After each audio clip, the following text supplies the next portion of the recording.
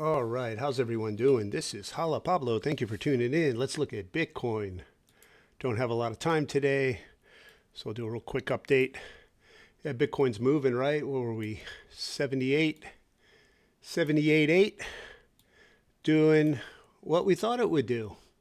None of this should come as any surprise again, because we've done our homework on the macro and micro. So here's the Iron Dome on the daily. We see that we still have the regression trend going. We've had some throw over now. Another liquidity jump beyond the trend resistance here, not unlike what we had years ago. Okay, I can kind of narrow this down here. We had a little bit more throw over on the support side than the resistance side 4 years ago, but nonetheless, throw over is throw over, and this signal's overbought, and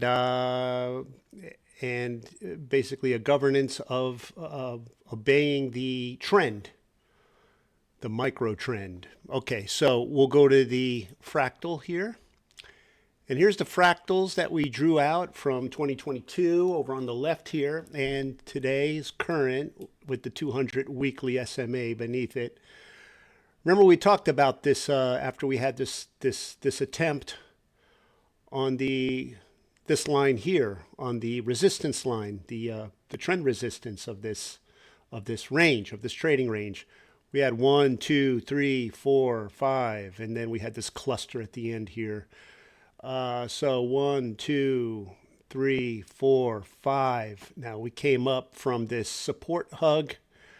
We didn't really have much of a support hug about 4 years ago.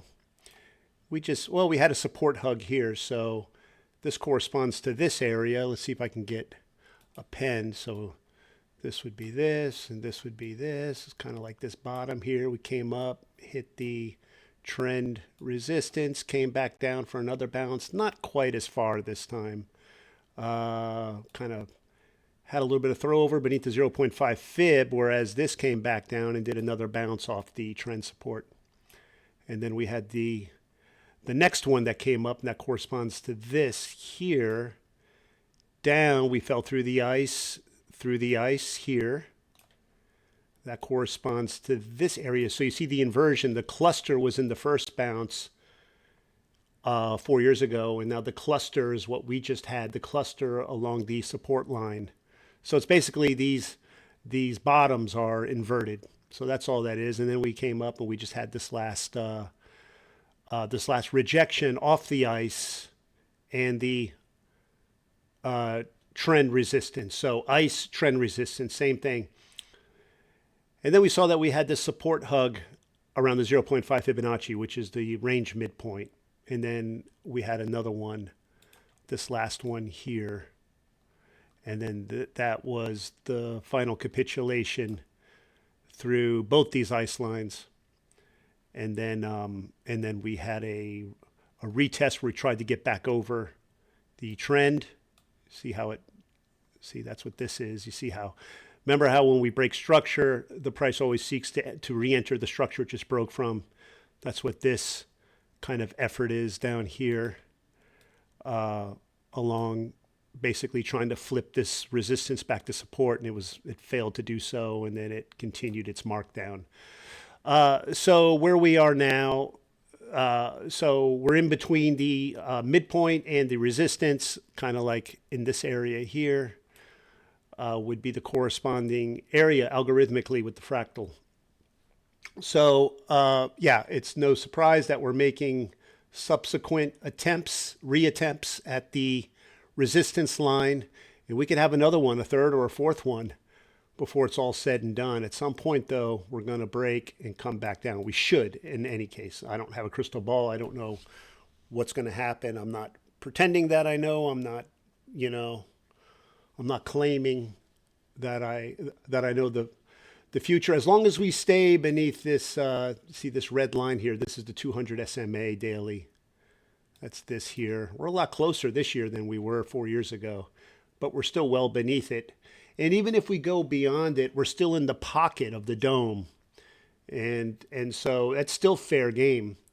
We just can't go through what would invalidate Iron Dome theory is to go actually through this pocket here. See, this is the 200 here on the bottom here.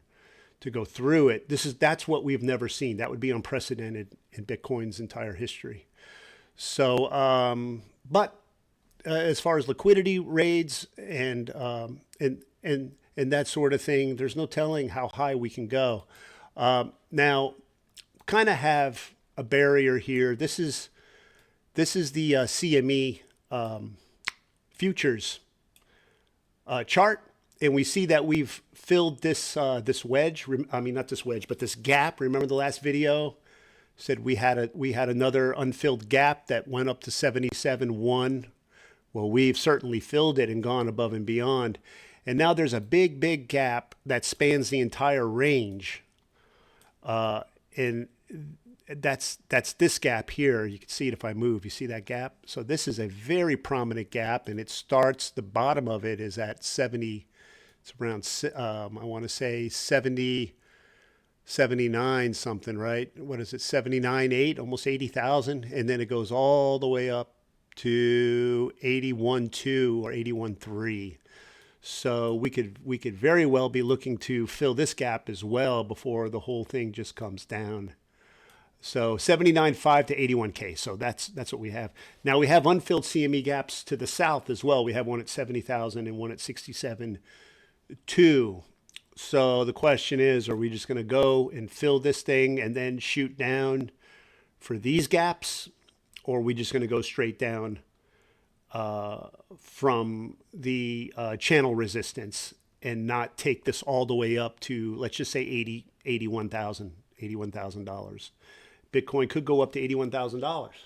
If you see Bitcoin continuing to rally, then that could very well be what's happening. Basically, the purpose of that would be to fill this liquidity, raid the liquidity here in this gap, and then come down.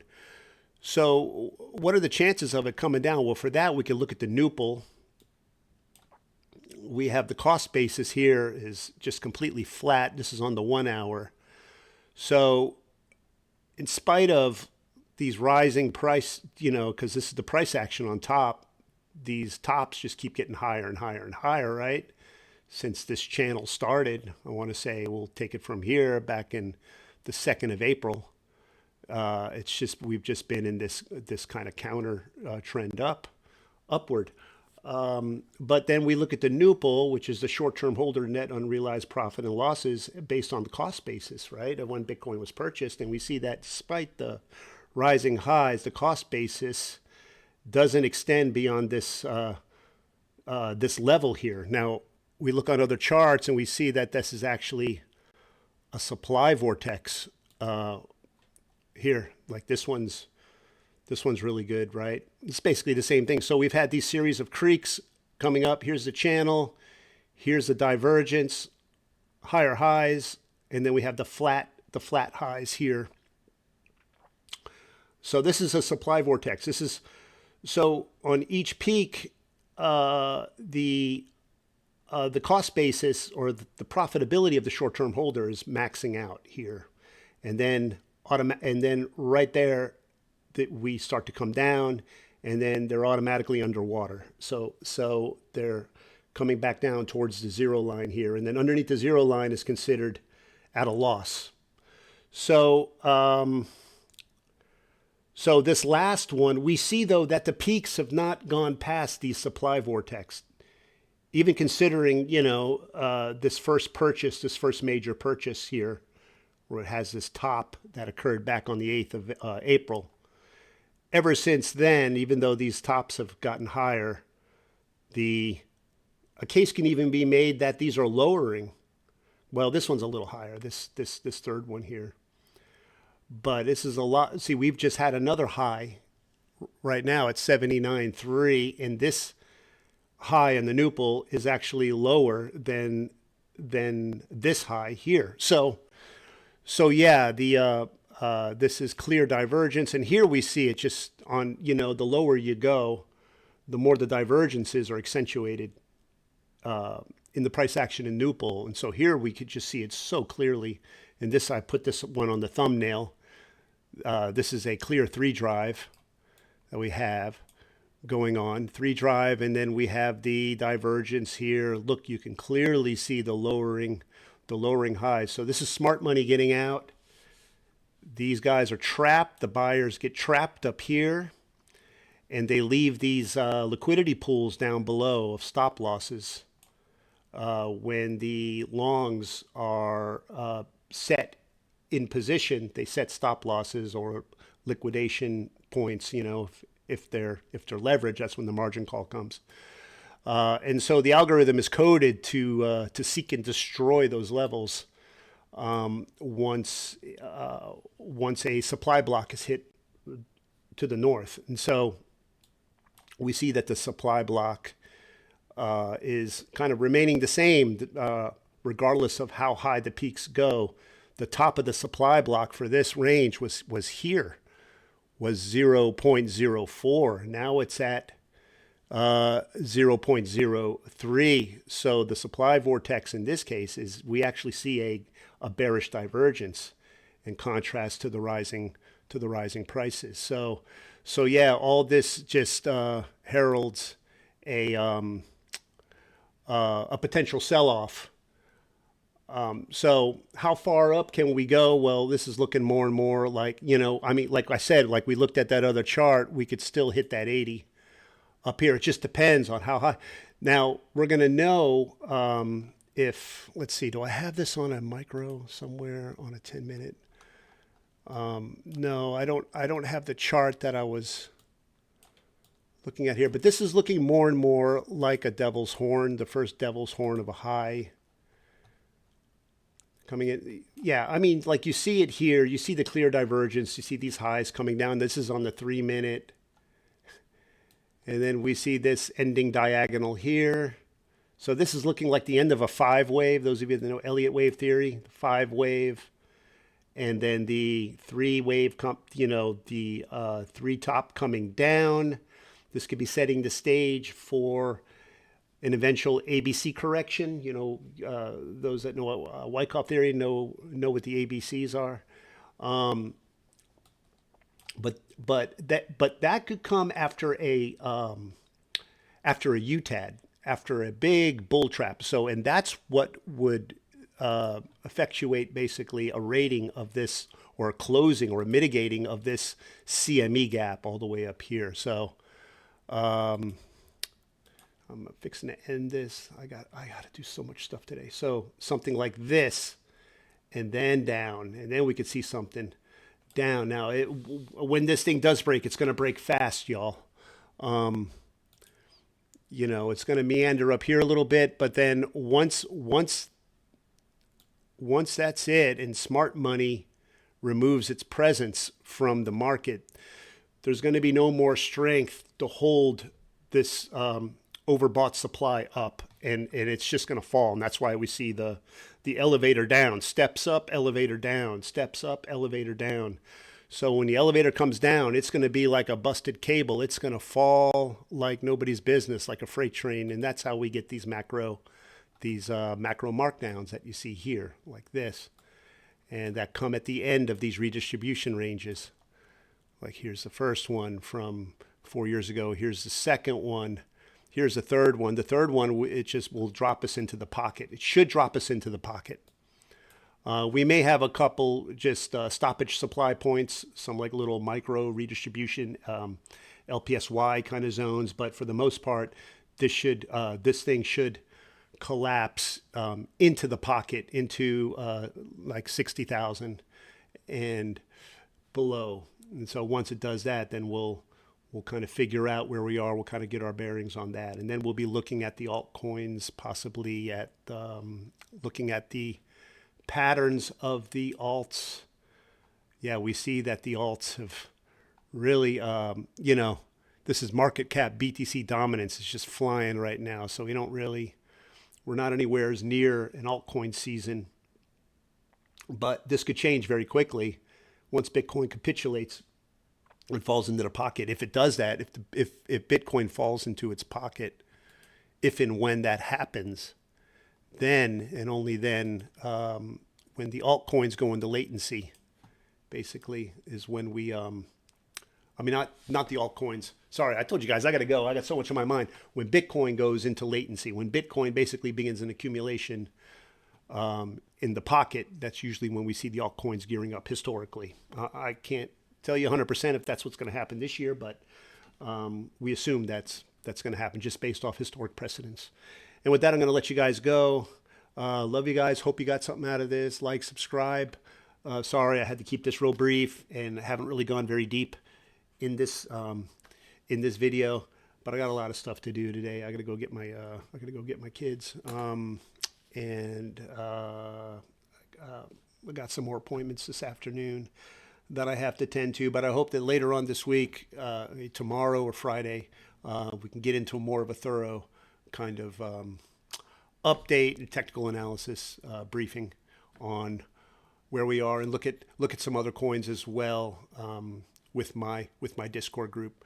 So I plan on getting real active in there soon. I've been kind of busy these last few days, but I have been kind of putting little updates, little charts in with the Discord group, just showing the divergences. It gives us a sense of comfort, sense of solace to to see these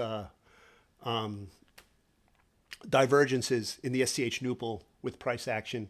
You know, price action, it could just kind of, if we're not familiar with the patterns, it could seem so nebulous. But if you have a divergence, whether it be bearish or bullish, in another indicator, kind of like a NUPL or a cumulative value days destroyed kind of indicator, it could clarify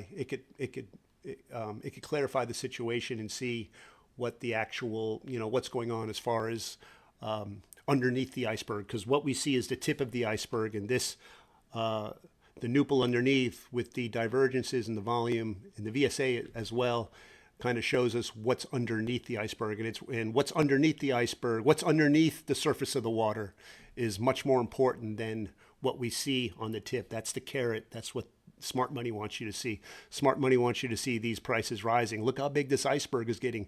Look how big this iceberg is. Jump on.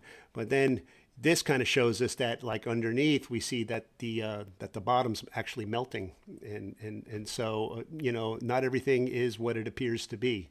So, and that's where NUPL and learning divergences, learning how to read Wyckoff and volume spread analysis really goes far. You could really glean a lot and learn learn how to interpret what's going on the outside, on the surface. It's all about what's going on underneath. All right, guys, and with that, I'm going to let you guys go. HolaPablo@gmail.com if you'd like to reach out. I got some emails for prayer. You guys are in my prayers. I'm going to just give me a few days to respond to each one, and you will hear from me. I love you guys. Yeah, reach out if you need anything at all. HolaPablo@gmail.com if you need prayer. All right, guys, I got to go. Bye.